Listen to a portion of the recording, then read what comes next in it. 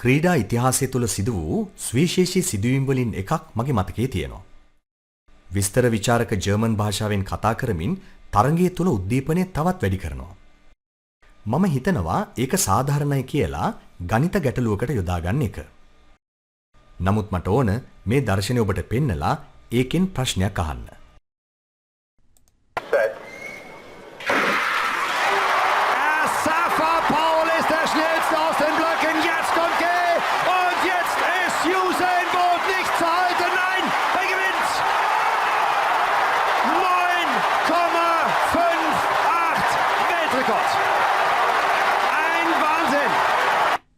මොන භාෂාවක් වුණත් ඔබ ඒ දිහා උනන්දුවෙන් බලනවා නේද? නමුත් මගේ ප්‍රශ්නේ වෙන්නේ උසේන් බෝල්ට් දූපු වේගය කීයද කියලා. මීටර 100 දූපු වෙලාවේ එයාගේ සාමාන්‍ය වේගය කීයද? මම ඔබව උනන්දු කරනවා ඕන තරම් මෙම දර්ශනේ බලන්න කියලා. මම දැන් ඔබට පොඩි වෙලාවක් දෙනවා ඒ ගැන හිතන්න. ඊට පස්සේ අපි ඒක විසඳමු. ඒකට අපට ඕන වෙනවා උසේන් බෝල්ට් මීටර 100 කොච්චර වේගයෙන් දිව්වද කියලා දැනගන්න. ඒ නිසා මේ ප්‍රශ්නේදී ඇත්තටම අපට හිතන්න වෙනවා සාමාන්‍ය වේගය ගැන හරි සාමාන්‍ය ශීඝ්‍රතාවය ගැන හරි. ඔයාලා දැනටමත් හුරු වෙලා ඉන්නේ දුර සමානයි කියලා ශීඝ්‍රතාවය නැත්නම් වේගයේ වරක් කාලය කියලා ලියන්නනේ. මම දැන් ලියනවා ශීඝ්‍රතාවය වරක් කාලය. මට වරක් කියන එක ඒ විදිහට ලියන්න තිබුණා. නමුත් අපි දන්න බීජගණිතයේ ගුණ කිරීමේ ලකුණ x විචල්‍යයත් එක්ක පැටලෙනවා. ඒ නිසා ඒ වෙනුවට මම ගුණ කිරීම මේ විදිහට ලියනවා. ඒ නිසා දුර සමාන වෙනවා ශීඝ්‍රතාවය වරක් කාලයට. මේකෙන් ඔබට දැනුමක් ලැබෙයි කියලා බලාපොරොත්තු වෙනවා. උදාහරණයක් විදිහට ඔබේ ශීඝ්‍රතාවය හරි වේගය හරි තත්පරයට මීටර 10 නම් ඔබ කොච්චර වේගෙන්ද ගියේ කියන එක වැදගත් වෙන්නේ නැහැ. නමුත් ඔබ ගියේ තත්පරයට මීටර 10ක වේගයෙන් නම් ඒකට තත්පර 2ක් ගත කළා නම් අපි දන්න විදිහට ඔබ ගියේ මීටර 20යි. තත්පර 2කදී තත්පරයට මීටර 10ක වේගයෙන් ඔබ ගිහින් තියෙනවා. ඒක ගණිතයෙන් 10 2ක් 20ට සමාන වෙනවා. ඒ වගේම හරයේ තත්පර තියෙනවා. ලවයේත් තත්පර තියෙනවා. මම මෙතනදී තත්පර S අකුරෙන් ලියනවා. මම ඒක එතන ලියලා තිබෙනවා. හැබැයි ඒවා නැති වෙලා යනවා. ඉතුරු වෙන්නේ මීටර ඒකකයේ විතරයි. ඒ නිසා මීටර 20 ඉතුරු වෙනවා. මේකෙන් ඔබ බලාපොරොත්තු වුණ දේම ලැබුණා නේද? ඒකෙන් අපි දැන් අපි ළඟ තිබෙන ගැටලුව ගැන හිතමු. මොනවද ඇත්තටම අපට තිබෙන තොරතුරු? අපට තිබෙනවද දුර? එහෙනම් මොකක්ද දර්ශනයේ අපට තිබුණු දුර? මම ඔබට තත්පරයක් හරි දෙකක් හරි දෙනවා ඒ ගැන හිතන්න. ඇත්තෙන්ම මේ තරඟය මීටර 100 දිවීම ගැන. ඒ නිසා දුර මීටර 100යි. දැන් තව මොනවද අපි දන්නේ? අපි දන්නවද? හොඳයි. අපි උත්සාහ කරමු ශීඝ්‍රතාවය සොයාගන්න. මෙතන තියෙන සමීකරණයට අමතරව අපි තව මොනවද දන්නේ? හොඳයි. අපි දන්නවද කාලය? අපි දන්නවද කාලය? උසේන් බෝල්ට් මීටර 100 දුවන්න ගත්තු කාලය කීයද? මම තව තත්පර කීපයක් දෙනවා ඒ ගැන හිතන්න. හොඳයි. ගත වුණු සම්පූර්ණ කාලය මැනලයි තියෙන්නේ.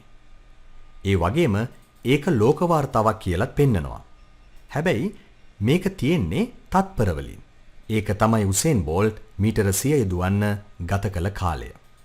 ඒක තත්පර 9.58ක්. මම තත්පරවලට S අකුර ලියනවා. මේකේ දීලා තිබෙන තොරතුරු වලින් ශීඝ්‍රතාවය තත්පරයට මීටර වලින් හොයන්න අපව යොමු කරනවා. මට ඕන කරන ඔබට හිතන්න දෙන්න ශීඝ්‍රතාවය තත්පරයට මීටර වලින්. අපි දන්නවා දුර. ඒ වගේම අපි දන්නවා කාලය. හොඳයි. අපි මේ අගයන් මේ සමීකරණයට ආදේශ කරමු.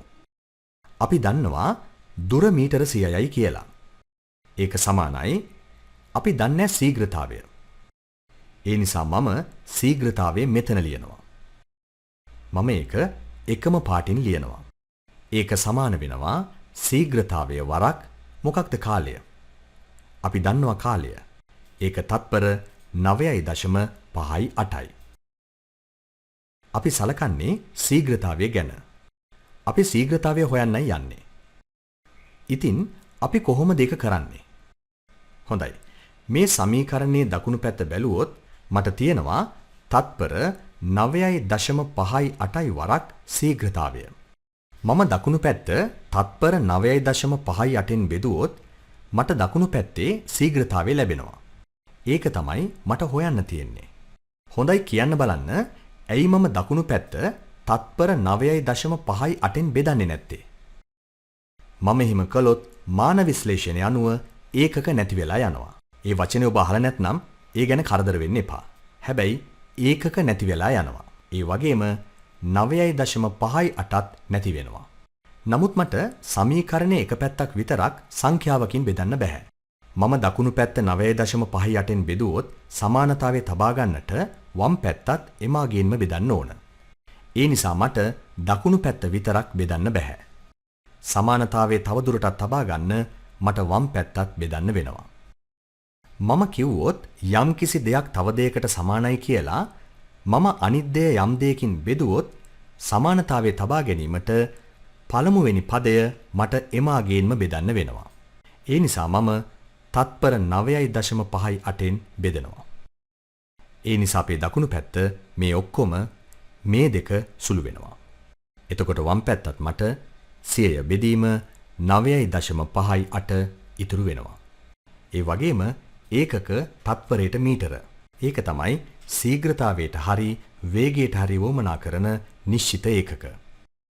100 9.58න් බෙදන්න අපි ගණක යන්ත්‍රය භාවිත කරමු. මට මීටර 100 තත්පර 9.58න් බෙදුවම ලැබිලා තිබෙනවා 10.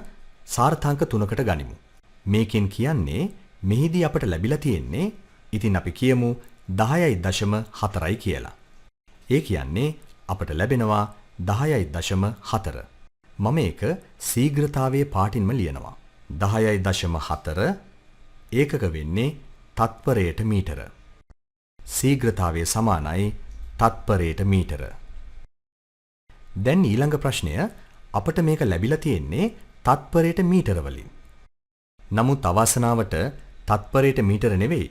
අපි කාර් එකක් පදවනකොට වේගමානයේ තත්පරයට මීටර පෙන්වන්නේ නැහැ.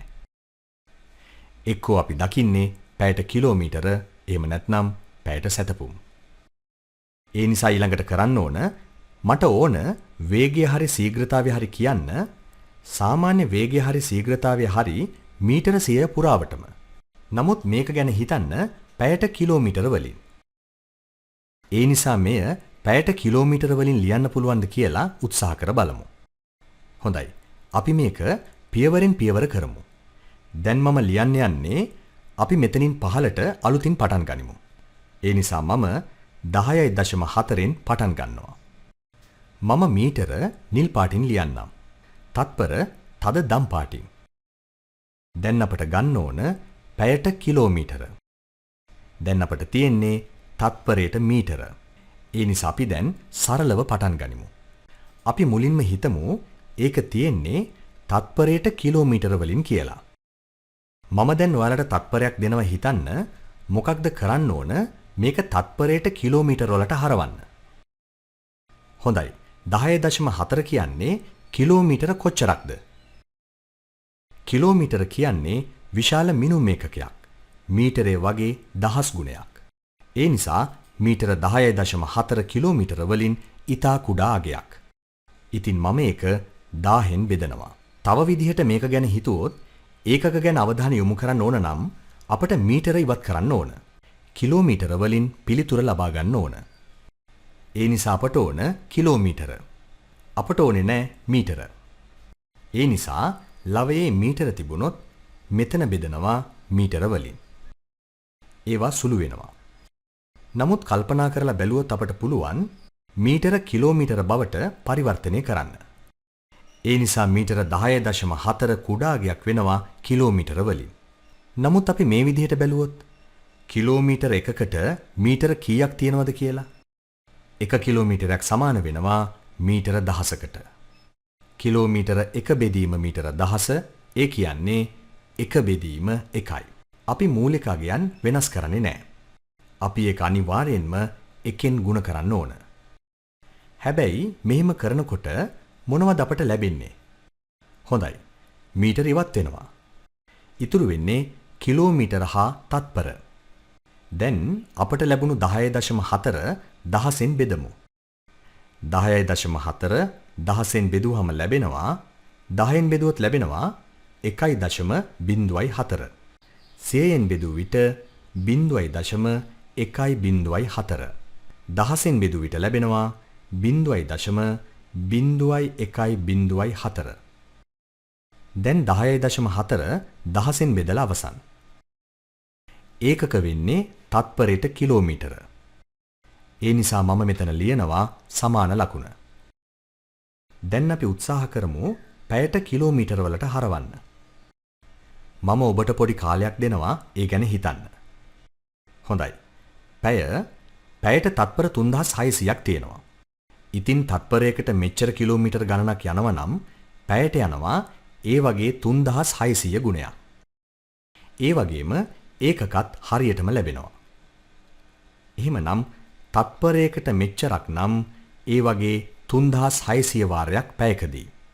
අපට මේ ගැන තව විදිහකට හිතන්න පැය හරයේ තියෙන්න ඕන. අපට තිබුණේ තත්පර. අපි පැයට තත්පර වලින් ගුණ කළොත් පැයට තත්පර 3600ක් තියෙන නිසා තත්පර ඉවත් වෙලා හරයේ පැය ඉතුරු වෙනවා පැයට කිලෝමීටර. නමුත් දැන් ගුණ කරන්න ඕන 3600ෙන්. මම ගන්නවා ගණක යන්ත්‍රය. අපි ගුණ කරමු 0.0104 3600ෙන්. ලැබෙනවා 37.4. පැයට කිලෝමීටර 37.4. ඒ තමයි ඔහුගේ සාමාන්‍ය වේගය පැයට කිලෝමීටර වලින්.